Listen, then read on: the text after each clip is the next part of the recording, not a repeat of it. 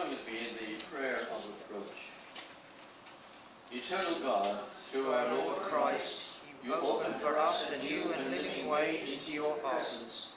Give to us, we humbly ask, hearts that are pure and undefiled, intentions that are honorable, a faithfulness that is constant, and though we have fallen short, cleanse and restore us, we ask. For we are your children, and encourage us to live and worship you in both spirit and in all truth, in joy and in love, through Jesus Christ our Lord. Amen. Amen.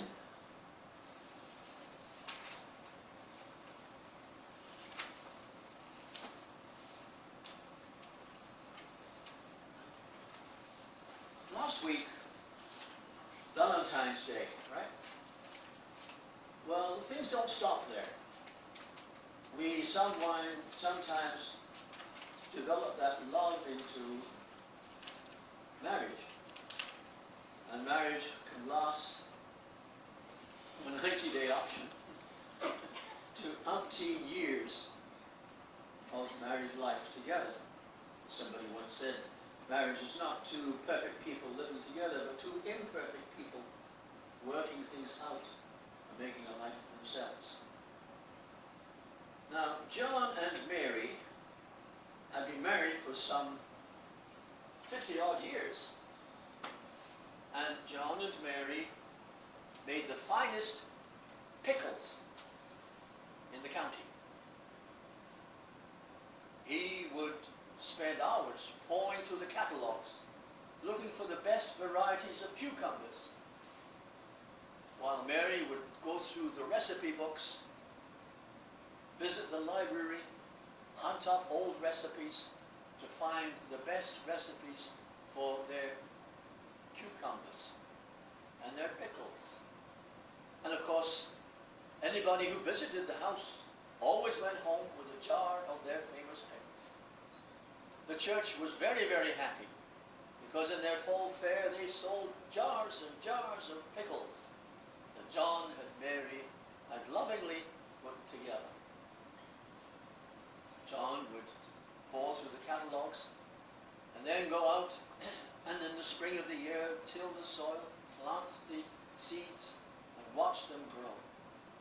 The family would gather together to help in the harvesting and help Mother to make the pickles of which they were so very, very proud. One day, John passed away. It was in the winter time. And so in the spring, all the children came back to help Mother with the pickles. And as they walked in the door and were hugged and kissed, took their coats off and said, well, Mum, we're here to help you with the cucumbers. Don't bother, she said. They all looked at one another. Why? Well, I only made the pickles because your father loved to plant them. Everybody was taken aghast. But especially the youngest son, because before Dad had died, he had taken him aside and said to him, I really get tired of planting those cucumbers, but I do it because your mum loves to make the pickles. Well, what happened was that as we get older, things change. We develop new interests, different interests. And that which had been sort of vital in the life to us many years ago isn't as important now as something else. The sad part with John and Mary was that they had not grown beyond the original interests. And they had not shared with each other the fact that, well, let's not bother with the pickles next year. They didn't communicate. And communication builds and strengthens any marriage.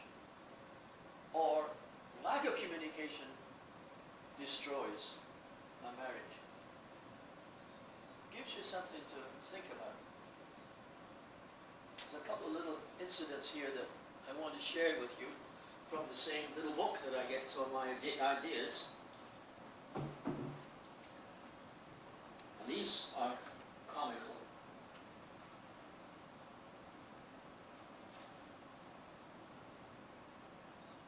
There's a story about a man and a wife who were celebrating their golden wedding anniversary, 50 years of married life.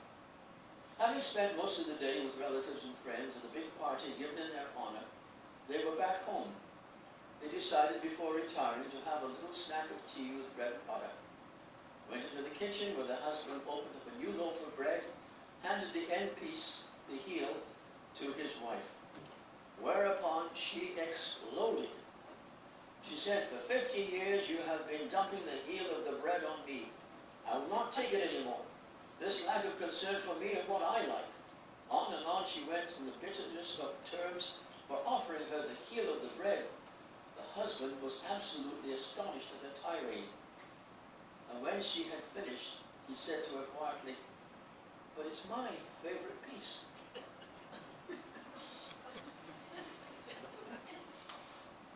Dad used to travel all over the world, and when he came home, it was obvious that Mother was his main interest. Not that we were ignored or just tolerated, but the interest was Mum. And I noticed many times when he was making sandwiches, the choicest pieces of meat, the choicest lettuce or the choicest pieces of whatever, always went into her sandwich. It wasn't that we got the gristle of the bones, but we got other parts of the chicken or the like of that. And it was his relationship with Mum that was priority. And she got treated like a queen. Okay. He's been unlucky in both of his marriages. His first wife left him. The second wife wouldn't. Okay,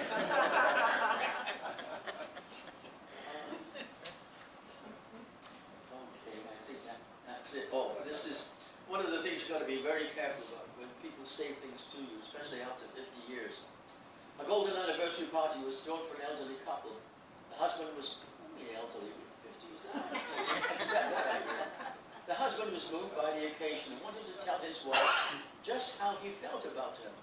Now, she was very hard of hearing, however, and often misunderstood what he said. With many family members and friends gathered around, he toasted her, "My dear wife, after 50 years, I found you tried and true." Everyone smiled approval, but the wife said, "Eh?" And he repeated louder, "After 50 years, I found you tried and true." His wife harumphed and shot back, "Let me tell you something. After 50 years, I'm tired of you too." So, gentle people, be careful.